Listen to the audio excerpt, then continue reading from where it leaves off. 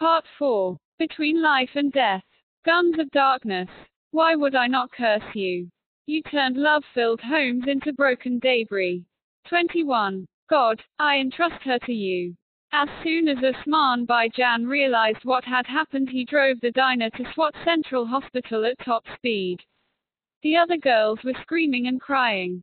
I was lying on Moniba's lap, bleeding from my head and left ear. We had only gone a short way when a policeman stopped the van and started asking questions, wasting precious time. One girl felt my neck for a pulse. She's alive, she shouted. We must get her to hospital. Leave us alone and catch the man who did this. Mingora seemed like a big town to us, but it's really a small place, and the news spread quickly. My father was at the SWAT Press Club for a meeting of the Association of Private Schools and had just gone on stage to give a speech when his mobile rang. He recognized the number as the Kushal School and passed the phone to his friend Ahmed Shah to answer. Your school bus has been fired on, he whispered urgently to my father. The color drained from my father's face. He immediately thought, Malala could be on that bus. Then he tried to reassure himself, thinking it might be a boy, a jealous lover who had fired a pistol in the air to shame his beloved. He was at an important gathering of about 400 principals who had come from all over SWAT to protest against plans by the government to impose a central regulatory authority. As president of their association, my father felt he couldn't let all those people down, so he delivered his speech as planned. But there were beads of sweat on his forehead, and for once there was no need for anyone to signal to him to wind it up.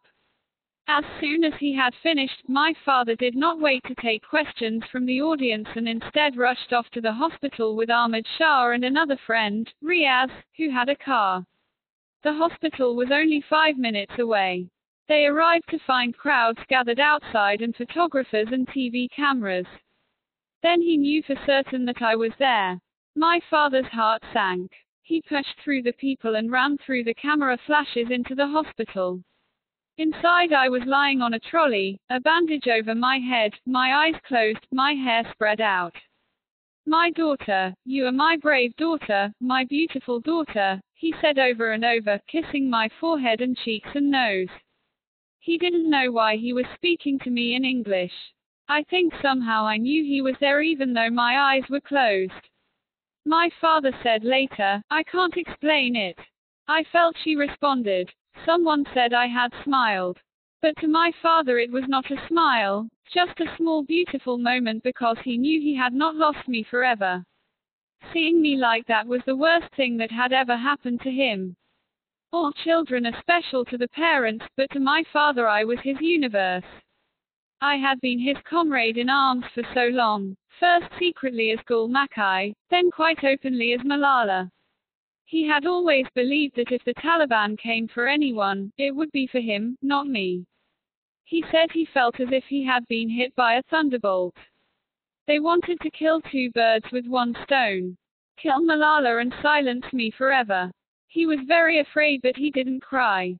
There were people everywhere. All the principals from the meeting had arrived at the hospital, and there were scores of media and activists. It seemed the whole town was there.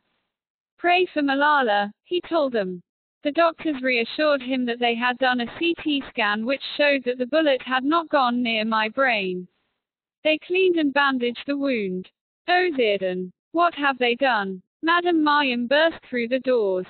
She had not been at school that day but at home nursing her baby when she received a phone call from her brother-in-law checking she was safe. Alarmed, she switched on the TV and saw the headline that there had been a shooting on the Kushal school bus. As soon as she heard I had been shot, she called her husband. He brought her to the hospital on the back of his motorbike, something very rare for a respectable Pashtun woman. Malala, Malala, do you hear me? She called. I grunted. Mayim tried to find out more about what was going on. A doctor she knew told her the bullet had passed through my forehead, not my brain, and that I was safe. She also saw the 2 other Kushal girls who had been shot. Shazia had been hit twice, in the left collarbone and palm, and had been brought to the hospital with me. Kainat had not realized she was hurt to start with and had gone home, then discovered she had been grazed by a bullet at the top of her right arm, so her family had brought her in. My father knew he should go and check on him but did not want to leave my bedside for a minute. His phone kept ringing. The chief minister of KPK was the first person who called. "Don't worry, we will sort everything out," he said. "Lady Reading Hospital in Peshawar is expecting you." But it was the army who took charge. At 3 p.m. the local commander arrived and announced they were sending an army helicopter to take me and my father to Peshawar. There wasn't time to fetch my mother, so Mayam insisted she would go too, as I might need a woman's help. Mayam's family was not happy about this, as she was still nursing her baby boy, who had recently undergone a small operation. But she is like my second mother. When I was put in the ambulance, my father was afraid the Taliban would attack again. It seemed to him that everyone must know who was inside. The helipad was only a mile away, a 5-minute drive, but he was scared the whole way. When we got there, the helicopter had not arrived, and we waited for what to him felt like hours inside the ambulance. Finally it landed and I was taken on board with my father, my cousin Kanji, Ahmad Shah and Mayam. None of them had ever been on a helicopter. As it took off, we flew over an army sports gala with patriotic music pounding from speakers. To hear them singing about their love of country gave my father a bad taste. He normally liked singing along, but a patriotic song hardly seemed appropriate when here was a 15-year-old girl shot in the head, an almost dead daughter. Down below, my mother was watching from the roof of our house. When she heard that I had been hurt, she was having her reading lesson with Miss Ulfat and struggling to learn words like book and apple. The news at first was muddled and she initially believed I'd been in an accident and had injured my foot. She rushed home and told my grandmother, who was staying with us at the time. She begged my grandmother to start praying immediately. We believe Allah listens more closely to the white-haired. My mother then noticed my half-eaten egg from breakfast. There were pictures of me everywhere receiving the awards she had disapproved of. She sobbed as she looked at them. All around was Malala, Malala. Soon the house was full of women. In our culture, if someone dies, women come to the home of the deceased and the men to the hujra, not just family and close friends but everyone from the neighborhood. My mother was astonished to see all the people. She sat on a prayer mat and recited from the Quran. She told the women, "Don't cry, pray." Then my brothers rushed into the room. Atul, who had walked home from school, had turned on the television and seen the news that I had been shot. He had called Kushal, and together they joined the weeping. The phone did not stop ringing. People reassured my mother that although I had been shot in the head, the bullet had just skimmed my forehead. My mother was very confused by all the different stories, first that my foot had been injured, then that I had been shot in the head. She thought I would think it strange that she hadn't come to me, but people told her not to go as I was either dead or about to be moved. One of my father's friends phoned her to tell her I was being taken to Peshawar by helicopter and she should come by road. The worst moment for her was when someone came to the house with my front door keys, which had been found at the scene of the shooting. "I don't want keys, I want my daughter." My mother cried. What use are keys without Malala? Then they heard the sound of the helicopter. The helipad was just a mile from our house and all the women rushed up to the roof. "It must be Malala," they said. As they watched the helicopter fly overhead, my mother took her scarf off her head, an extremely rare gesture for a Pashtun woman, and lifted it up to the sky, holding it in both hands as if it was an offering. "God, I entrust her to you," she said to the heavens. "We didn't accept security guards, you are our protector. She was under your care and you are bound to give her back." Inside the helicopter I was vomiting blood. My father was horrified, thinking this meant I had internal bleeding. He was starting to lose hope. But then Mayam noticed me trying to wipe my mouth with my scarf. "Look, she is responding," she said. "That's an excellent sign. When we landed in Peshawar, they assumed we'd be taken to Lady Reading Hospital, where there was a very good neurosurgeon called Dr. Mumtaz who had been recommended. Instead they were alarmed to be taken to CMH, the Combined Military Hospital. CMH is a large sprawling brick hospital with 600 beds and dates from British rule. There was a lot of construction going on to build a new tower block. Peshawar is the gateway to the FATA, and since the army went into those areas in 2004 to take on the militants, the hospital had been very busy tending wounded soldiers and victims of the frequent suicide bombs in and around the city.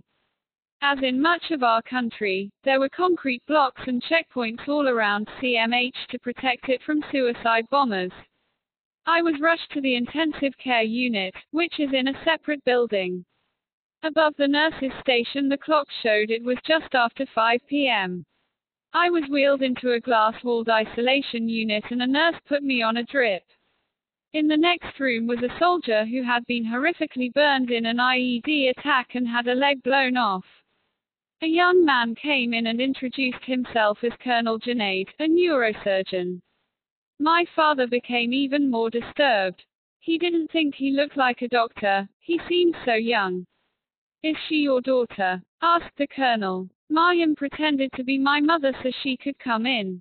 Colonel Junaid examined me. I was conscious and restless but not speaking or aware of anything, my eyes fluttering. The colonel stitched the wound above my left brow where the bullet had entered, but he was surprised not to see any bullet in the scan. "If there is an entry there has to be an exit," he said. He palpated my spine and located the bullet lying next to my left shoulder blade. "She must have been stooping so her neck was bent when she was shot," he said. They took me for another CT scan. Then the colonel called my father into his office, where he had the scans up on a screen. He told him that the scan in SWAT had been done from only one angle, but this new scan showed the injury was more serious. "Look, Zierden," he said. "The CT scan shows the bullet went very close to the brain." He said particles of bone had damaged the brain membrane. "We can pray to God. Let's wait and see," he said. "We're not going to operate at this stage." My father became more agitated. In SWAT the doctors had told him this was something simple, now it seemed very serious. And if it was serious, why weren't they operating? He felt uncomfortable in a military hospital. In our country, where the army has seized power so many times, people are often wary of the military, particularly those from SWAT, where the army had taken so long to act against the Taliban. One of my father's friends called him and said, "Get her moved from that hospital. We don't want her to become Shaheed Millet, a martyr of the nation, like Liaquat Ali Khan." My father didn't know what to do. "I'm confused," he told Colonel Junaid. "Why are we here? I thought we'd go to the civil hospital." Then he asked, "Please can you bring in Dr. Mumtaz?" "How would that look?" replied Colonel Junaid, who was, not surprisingly, offended. Afterwards, we found out that despite his youthful appearance he had been a neurosurgeon for 13 years and was the most experienced and decorated neurosurgeon in the Pakistani army. He had joined the military as a doctor because of the superior facilities, following in the footsteps of his uncle, who was also an army neurosurgeon. The Peshawar CMH was on the front line of the war on the Taliban, and Junaid dealt with gunshot wounds and blasts every day. "I've treated thousands of Malalas," he later said. "But my father didn't know that at the time and became very depressed." "Do whatever you think," he said. "You're the doctor." The next few hours were a wait-and-see time, the nurses monitoring my heartbeat and vital signs. Occasionally I made a low grunt and moved my hand or fluttered my eyes. Then Mariam would say, "Malala, Malala." Once my eyes completely opened. "I never noticed before how beautiful her eyes are," said Mariam. I was restless and kept trying to get the monitor off my finger. "Don't do that," Mariam said. "Miss, don't tell me off," I whispered as if we were at school. Madam Mariam was a strict headmistress. Late in the evening my mother came with Atul. They had made the 4-hour journey by road, driven by my father's friend Mohammed Farouk. Before she arrived, Mariam had called to warn her, "When you see Malala, don't cry or shout. She can hear you even if you think she can't." My father also called her and told her to prepare for the worst. He wanted to protect her. When my mother arrived, they hugged and held back tears. "Here is Atul," she told me. "He has come to see you." Atul was overwhelmed and cried a lot. "Mama," he wept, "Malala is hurt so badly." My mother was in a state of shock and could not understand why the doctors were not operating to remove the bullet. "My brave daughter, my beautiful daughter," she cried. Atul was making so much noise that eventually an orderly took them to the hospital's military hostel, where they were being put up. My father was bewildered by all the people gathered outside, politicians, government dignitaries, provincial ministers, who had come to show the sympathy. Even the governor was there. He gave my father 100,000 rupees for my treatment. In our society, if someone dies, you feel very honored if one dignitary comes to your home. But now he was irritated. He felt all these people were just waiting for me to die when they had done nothing to protect me. Later, while they were eating, Atul turned on the TV. My father immediately turned it off. He couldn't face seeing news of my attack at that moment. When he left the room, Mariam switched it back on. Every channel was showing footage of me with a commentary of prayers and moving poems as if I had died. My Malala, my mother wailed, and Mariam joined her. Around midnight, Colonel Junaid asked to meet my father outside the ICU. "Zirdan, Malala's brain is swelling." My father didn't understand what this meant. The doctor told him I had started to deteriorate, my consciousness was fading, and I had again been vomiting blood. Colonel Junaid ordered a third CT scan. This showed that my brain was swelling dangerously. "But I thought the bullet hadn't entered her brain," said my father. Colonel Junaid explained that a bone had fractured and splinters had gone into my brain, creating a shock and causing it to swell. He needed to remove some of my skull to give the brain space to expand, otherwise the pressure would become unbearable. "We need to operate now to give her a chance," he said. "If we don't, she may die. I don't want you to look back and regret not taking action." Cutting away some of my skull sounded very drastic to my father. "Will she survive?" he asked desperately, but was given little reassurance at that stage. It was a brave decision by Colonel Junaid, whose superiors were not convinced and were being told by other people that I should be sent abroad. It was a decision that would save my life. My father told him to go ahead, and Colonel Junaid said he would bring in Dr. Mumtaz to help. My father's hand shook as he signed the consent papers. They're in black and white with the words, "The patient may die." They started the operation around 1:30 a.m. My mother and father Saturday outside the operating theater. "Oh God, please make Malala well," prayed my father. He made bargains with God. "Even if I have to live in the deserts of the Sahara, I need her eyes open. I won't be able to live without her. Oh God, let me give the rest of my life to her. I have lived enough. Even if she is injured, just let her survive." Eventually my mother interrupted him. "God is not a miser," she said. "He will give me back my daughter as she was."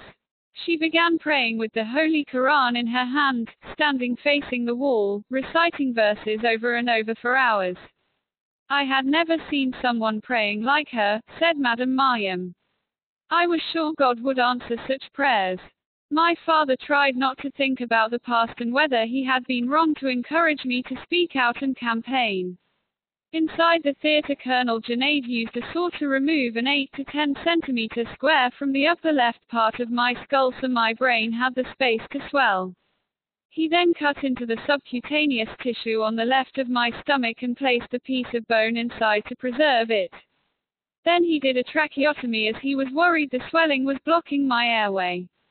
He also removed clots from my brain and the bullet from my shoulder blade. After all these procedures, I was put on a ventilator. The operation took almost 5 hours. Despite my mother's prayers, my father thought 90% of the people waiting outside were just waiting for the news of my death. Some of them, his friends and sympathizers, were very upset, but he felt that others were jealous of our high profile and believed we had got what was coming to us. My father was taking a short break from the intensity of the operating theater and was standing outside when a nurse approached him. "Are you Malala's father?" Once again my father's heart sank. The nurse took him into a room. He thought she was going to say, "We're sorry, I'm afraid we have lost her." But once inside he was told, "We need someone to get blood from the blood bank." He was relieved but baffled. Am I the only person who can fetch it? He wondered. One of his friends went instead. It was about 5:30 a.m. when the surgeons came out. Among other things, they told my father that they had removed a piece of skull and put it in my abdomen. In our culture, doctors don't explain things to patients or relatives, and my father asked humbly, "If you don't mind, I have a stupid question. Will she survive? What do you think?" "In medicine 2 plus 2 does not always make 4, replied Colonel Junaid. "We did our job, we removed the piece of skull. Now we must wait." "I have another stupid question," said my father. "What about this bone? What will you do with it?" "After 3 months we will put it back," replied Dr. Mumtaz. "It's very simple, just like this." He clapped his hands. The next morning the news was good. I had moved my arms. Then 3 top surgeons from the province came to examine me. They said Colonel Junaid and Dr. Mumtaz had done a splendid job, and the operation had gone very well, but I should now be put into an induced coma because if I regained consciousness there would be pressure on the brain. While I was hovering between life and death, the Taliban issued a statement assuming responsibility for shooting me but denying it was because of my campaign for education. "We carried out this attack, and anybody who speaks against us will be attacked in the same way," said Ehsanullah Ehsan, a spokesman for the TTP. Malala has been targeted because of her pioneer role in preaching secularism. She was young but she was promoting Western culture in Pashtun areas. She was pro-West, she was speaking against the Taliban, she was calling President Obama her idol. My father knew what he was referring to. After I won the National Peace Prize the year before, I had done many TV interviews and in one of them I had been asked to name my favorite politicians. I had chosen Khan Abdul Ghaffar Khan, Benazir Bhutto and President Barack Obama. I had read about Obama and admired him because as a young black man from a struggling family he had achieved his ambitions and dreams. But the image of America in Pakistan had become of one of drones, secret raids on our territory and Raymond Davis. A Taliban spokesman said that Fazlullah had ordered the attack at a meeting 2 months earlier. "Anyone who sides with the government against us will die at our hands," he said. "You will see. Other important people will soon become victims." He added they had used 2 local Swati men who had collected information about me and my route to school and had deliberately carried out the attack near an army checkpoint to show they could strike anywhere. That first morning, just a few hours after my operation, there was suddenly a flurry of activity, people neatening their uniforms and clearing up. Then General Kayani, the army chief, swept in. "The nation's prayers are with you and your daughter," he told my father. I had met General Kayani when he came to SWAT for a big meeting at the end of 2009 after the campaign against the Taliban. "I am happy you did a splendid job," I had said at that meeting. "Now you just need to catch Fazlullah." The hall filled with applause and General Kayani came over and put his hand on my head like a father. Colonel Junaid gave the general a briefing on the surgery and the proposed treatment plan, and General Kayani told him he should send the CT scans abroad to the best experts for advice. After his visit no one else was allowed at my bedside because of the risk of infection. But many kept coming: Imran Khan, the cricketer turned politician, Mian Iftikhar Hussain, the provincial information minister. and outspoken critic of the Taliban, whose only son had been shot dead by them, and the chief minister of our province, Haider Hoti, with whom I had appeared on talk show discussions. None of them was allowed in. Rest assured Malala will not die, Hoti told People. She still has lots to do. Then around 3 p.m. in the afternoon 2 British doctors arrived by helicopter from Rawalpindi. Dr. Javed Kayani and Dr. Fiona Reynolds were from hospitals in Birmingham and happened to be in Pakistan advising the army on how to set up the country's first liver transplant program.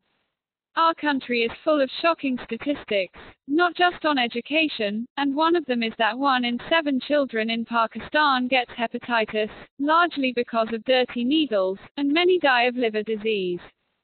General Kayani was determined to change this, and the army had once again stepped in where the civilians had failed. He had asked the doctors to brief him on their progress before flying home, which happened to be the morning after I had been shot. When they went in to see him, he had 2 televisions on, one tuned to a local channel in Urdu and the other to Sky News in English, with news of my shooting. The army chief and the doctor were not related despite sharing a surname but knew each other well, so the general told Dr. Javed he was worried about the conflicting reports he was receiving and asked him to assess me before flying back to the UK. Dr. Javed, who is an emergency care consultant at Queen Elizabeth Hospital, agreed, but asked to take Dr. Fiona as she is from Birmingham Children's Hospital and a specialist in children's intensive care. She was nervous about going to Peshawar, which has become a no-go area for foreigners, but when she heard that I was a campaigner for girls' education, she was happy to help, as she herself had been lucky to go to a good school and train to become a doctor. Colonel Junaid and the hospital director were not pleased to see them. There was some argument until Dr. Javed made it clear who had sent them. The British doctors were not happy with what they found. First they turned on a tap to wash their hands and discovered there was no water. Then Dr. Fiona checked the machines and levels and muttered something to Dr. Javed. She asked when my blood pressure had last been checked. 2 hours ago, came the reply. She said it needed to be checked all the time and asked the nurse why there was no arterial line. She also complained that my carbon dioxide level was far too low. My father was glad he didn't hear what she had told Dr. Javed. She had said I was salvageable, I had had the right surgery at the right time, but my chances of recovery were now being compromised by the aftercare. After neurosurgery, it is essential to monitor breathing and gas exchange, and CO2 levels are supposed to be kept in the normal range. That's what all the tubes and machines were monitoring. Dr. Javed said it was like flying an aircraft, you can only do it using the right instruments, and even if the hospital had them, they weren't being used properly.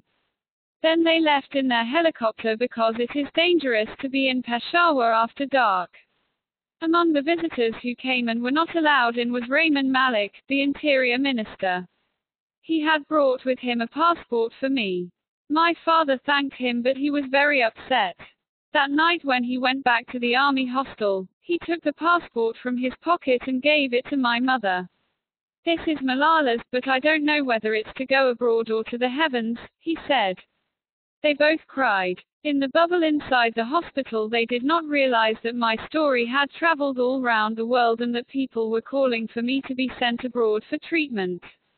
My condition was deteriorating and my father now rarely picked up his calls. One of the few he took was from the parents of Arfa Karim, a child computer genius from Punjab with whom I had spoken during forums. She had become the youngest Microsoft-certified professional in the world at the age of 9 for her skill at programming and had even been invited to meet Bill Gates in Silicon Valley. But tragically she had died that January of a heart attack following an epileptic fit. She was just 16, 1 year older than me. When her father called, my father cried. Tell me, how can one live without daughters? He sobbed. 22. Journey into the unknown. I was shot on a Tuesday at lunchtime. By Thursday morning my father was so convinced that I would die that he told my uncle Faiz Muhammad that the village should start preparing for my funeral. I had been put into an induced coma, my vital signs were deteriorating, my face and body were swollen and my kidneys and lungs failing. My father later told me that it was terrifying to see me connected to all the tubes in that small glass cubicle. As far as he could see, I was medically dead. He was devastated. It's too early, she's only 15, he kept thinking. Is her life to be so short? My mother was still praying, she had barely slept. Faiz Muhammad had told her she should recite the Surah of the Hajj, the chapter of the Quran about pilgrimage, and she recited over and over again the same 12 verses, 58 to 70, about the all-powerfulness of God. She told my father she felt I would live but he could not see how. When Colonel Junaid came to check on me, my father again asked him, will she survive? Do you believe in God? The doctor asked him. Yes, said my father. Colonel Junaid seemed to be a man of great spiritual depth. His advice was to appeal to God and that he would answer our prayers. Late on Wednesday night, 2 military doctors who were intensive care specialists had arrived by road from Islamabad. They had been sent by General Kayani after the British doctors had reported back to him that if I was left in Peshawar I would suffer brain damage or might even die because of the quality of the care and the high risk of infection. They wanted to move me but suggested that in the meantime a top doctor be brought in. But it seemed they were too late. The hospital staff had made none of the changes Dr. Fiona had recommended, and my condition had deteriorated as the night went on. Infection had set in. On Thursday morning one of the specialists, Brigadier Aslam, called Dr. Fiona. Malala is now very sick, he told her. I had developed something called disseminated intravascular coagulation, DIC, which meant my blood was not clotting, my blood pressure was very low and my blood acid had risen. I wasn't passing urine anymore so my kidneys were failing and my lactate levels had risen. It seemed that everything that could go wrong, had. Dr. Fiona was about to leave for the airport to fly back to Birmingham. Her bags were already at the airport, but when she heard the news, she offered to help and 2 nurses from her hospital in Birmingham stayed on with her. She arrived back in Peshawar at lunchtime on Thursday. She told my father that I was to be airlifted to an army hospital in Rawalpindi which had the best intensive care. He couldn't see how a child so sick could fly, but Dr. Fiona assured him that she did this all the time so not to worry. He asked her if there was any hope for me. Had there been no hope I would not be here, she replied. My father says that in that moment he could not hold back his tears. Later that day a nurse came and put drops in my eyes. Look, Chorister, said my mother. Dr. Fiona is right because the nurses put eye drops in Malala's eyes. They wouldn't put drops in if there was no chance. One of the other girls who had been shot, Shazia, had been moved to the same hospital and Fiona went to check on her. She told my father that Shazia was fine and had begged her, look after Malala. We were taken to the helipad by ambulance under high security with motorcycle outriders and flashing blue lights. The helicopter flight was 1 hour and 15 minutes. Dr. Fiona hardly sat a day down. She was so busy the whole way with all the different equipment that it looked to my father as if she was fighting with it. She was doing what she had been doing for years. Half her work in the UK was moving critically ill children, the other half was treating them in intensive care. But she had never been in a situation quite like this. Not only was Peshawar dangerous for Westerners but after Googling me she realized this was no ordinary case. If anything had happened to her it would have been blamed on the white woman, she said afterwards. If she died I would have killed Pakistan's Mother Teresa. As soon as we landed in Rawalpindi we were taken by ambulance with another military escort to a hospital called the Armed Forces Institute of Cardiology. My father was alarmed. How would they know how to deal with head wounds? But Dr. Fiona assured him it had the best intensive care in Pakistan with state-of-the-art equipment and British-trained doctors. Her own nurses from Birmingham were there waiting and had explained to the cardiology nurses the specific procedures for dealing with head injuries. They spent the next 3 hours with me, swapping my antibiotics and my blood lines as I seemed to be reacting badly to the blood transfusions. Finally they said I was stable. The hospital had been put on complete lockdown. There was an entire battalion of soldiers guarding it and even snipers on the rooftops. No one was allowed in, doctors had to wear uniforms, patients could only be visited by close relatives, all of whom underwent strict security checks. An army major was assigned to my parents and followed them everywhere. My father was scared and my uncle kept saying, "Be very careful, some of these people might be secret agents." My family was given 3 rooms in the officers' hostel. Everyone's mobile phone was confiscated, which they said was for security reasons but may have also been to stop my father talking to the media. Anytime my parents wanted to take the short walk from the hostel to the hospital, they first had to be cleared via walkie-talkie, which took at least half an hour. They were even guarded as they crossed the hostel lawn to the dining hall. No visitors could get in. Even when the Prime Minister came to see me, he was not allowed inside. The security seemed astonishing, but over the last 3 years the Taliban had managed to infiltrate and attack even the most highly guarded military installations, the naval base at Moran, the Air Force base in Camera and the Army headquarters just down the road. We were all at risk from a Taliban attack. My father was told that even my brothers would not be spared. He was very concerned because at that time Kushal was still in Mingora, although later he was brought down to Rawalpindi to join them. There were no computers or internet in the hostel, but a friendly cook, Yasin Mama, used to bring my family the newspapers and whatever they needed. Yasin told them he felt proud to prepare my family's food. They were so touched by his kindness that they shared our story with him. He wanted to nourish them with food and ease the suffering. They had no appetite, so he would try to tempt them with ever more delicious dishes, custards and sweets. One mealtime Kushal said that the dining table felt empty with only the 4 of them. They felt incomplete without me. It was in one of Yasin's newspapers that my father read for the first time some of the incredible international reaction to my shooting. It seemed like the whole world was outraged. Ban Ki-moon, the UN Secretary-General, called it a heinous and cowardly act. President Obama described the shooting as reprehensible and disgusting and tragic. But some of the reaction in Pakistan was not so positive. While some papers described me as a peace icon, others carried the usual conspiracy theories, some bloggers even questioning if I had really been shot. All sorts of stories were made up, particularly in the Urdu press, such as one that claimed I had criticized the growing of beards. One of the most vocal people against me was a female MP called Dr. Raila Kazi from the religious Jamaat Islami party. She called me an American stooge and showed a photograph of me sitting next to Ambassador Richard Holbrooke as evidence of me hobnobbing with U.S. military authority.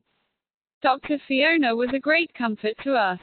My mother speaks only Pashto, so couldn't understand anything she said, but Fiona would gesture with a thumbs up when she came out of my room and say, "Good."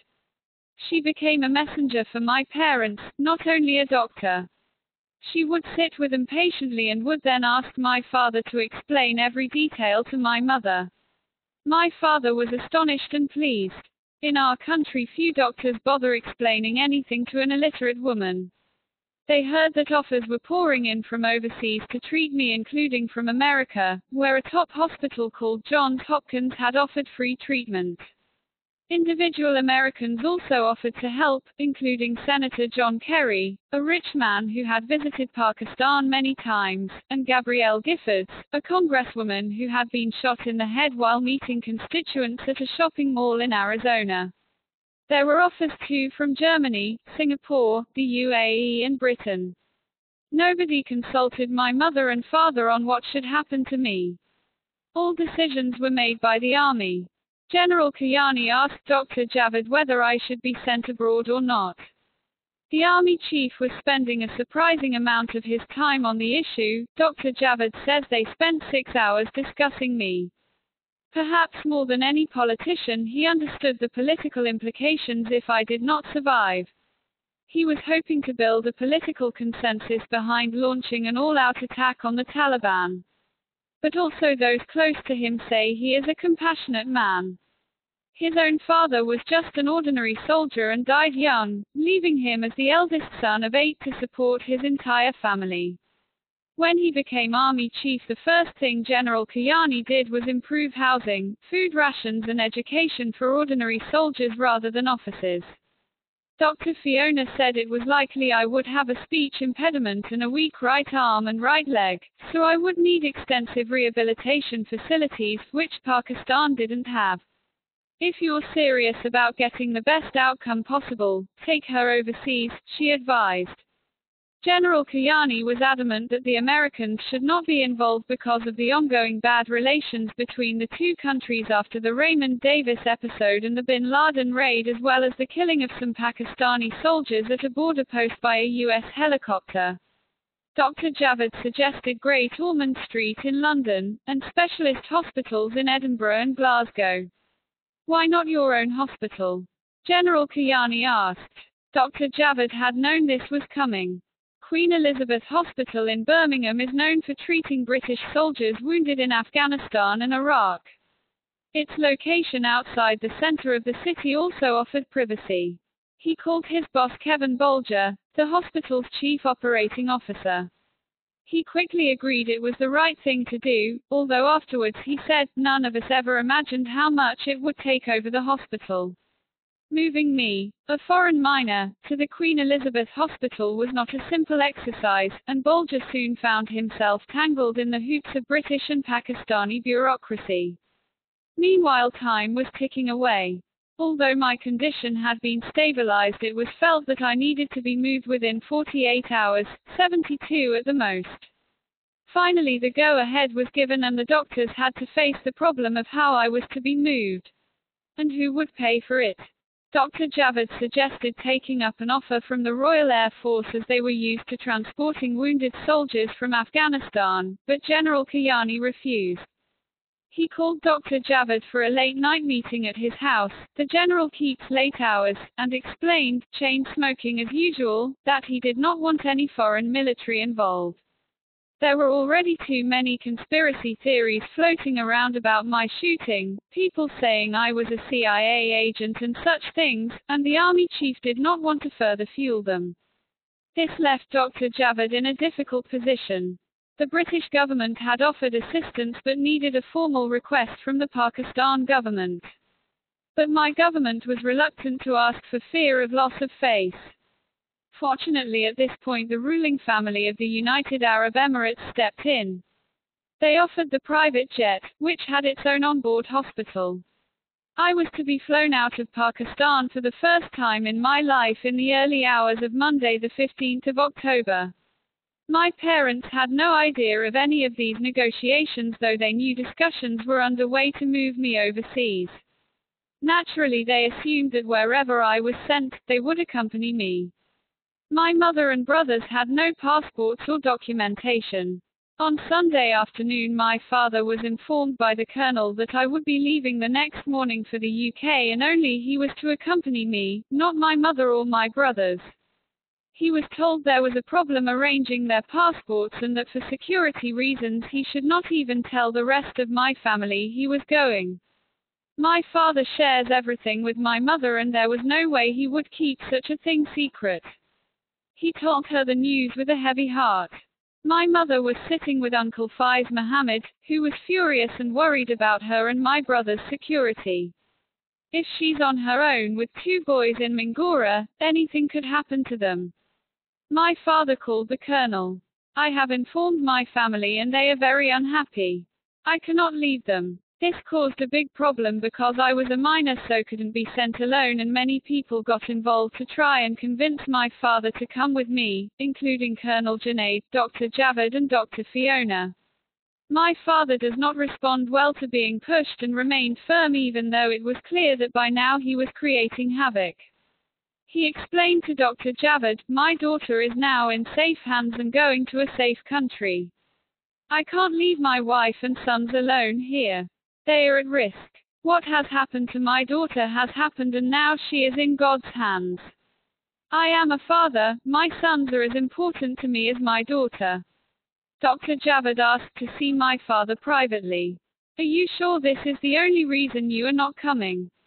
he asked. He wanted to make sure no one was pressuring him. "My wife told me, you can't leave us," my father said. The doctor put a hand on his shoulder and reassured my father that I would be taken care of and he could trust him. "Isn't it a miracle you all happened to be here when Malala was shot?" said my father. "It is my belief God sends the solution first and the problem later," replied Dr. Javed. My father then signed an in loco parentis document making Dr. Fiona my guardian for the trip to the UK. My father was in tears as he gave her my passport and took her hand. "Fiona, I trust you. Please take care of my daughter." Then my mother and father came to my bedside to say goodbye. It was around 11 p.m. when they saw me for the last time in Pakistan. I could not speak, my eyes were shut and it was only my breath that reassured them I was still alive. My mother cried, but my father tried to comfort her as he felt I was now out of danger.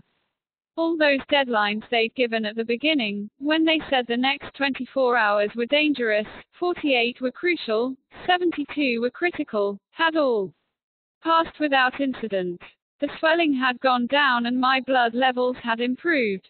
My family trusted that Dr. Fiona and Dr. Javed would give me the best possible care. When my family went back to their rooms, sleep was slow in coming. Just after midnight someone knocked at the door. It was one of the colonels who had earlier tried to convince my father to leave my mother behind and travel to the UK. He told my father that he absolutely had to travel with me or I might not be taken at all. "I told you last night the issue was resolved," my father replied. "Why did you wake me? I'm not leaving my family." Once again, another official was called to talk to him. "You must go. You are her parent, and if you don't accompany her she may not be accepted into the hospital in the UK, he said. "What's done is done," my father insisted. "I am not changing my mind. We will all follow in a few days when the documents are sorted out." The colonel then said, "Let's go to the hospital as there are other documents to sign." My father became suspicious. It was after midnight and he was scared. He didn't want to go alone with the officials and insisted my mother come too. My father was so worried that for the whole time he repeated a verse of the Holy Quran over and over. It was from the story of Yunus who is swallowed by a whale like the story of Jonah in the Bible. This verse was recited by the prophet Yunus when he was in the tummy of the whale. It reassures us that there is a way out of even the worst trouble and danger if we keep faith. When they got to the hospital, the colonel told my father that if I was to be allowed to fly to the UK, then there were other documents that needed to be signed. It was simple. My father had felt so uncomfortable and scared because of the secrecy of all the arrangements, the men in uniform everywhere and the vulnerability of our family, that he had panicked and blown the incident out of proportion. The whole episode had been a matter of botched bureaucracy. When my parents finally got back to the hostel, it was with a very heavy heart. My father did not want me to come round in a strange country without my family there. He was worried about how confused I would be. My last memory would be of the school bus, and he was distraught that I would feel abandoned by them. I was taken away at 5 a.m. on Monday the 15th of October under armed escort. The roads to the airport had been closed and there were snipers on the rooftops of the buildings lining the route. The UAE plane was waiting. I am told it is the height of luxury with a plush double bed, 16 first-class seats and a mini hospital at the back staffed with European nurses led by a German doctor. I am just sorry I wasn't conscious to enjoy it. The plane flew to Abu Dhabi for refueling, then headed on to Birmingham, where it landed in the late afternoon. In the hostel my parents waited. They assumed the passports and visas were being processed and they would join me in a few days. But they heard nothing. They had no phone and no access to a computer to check on my progress. The wait felt endless.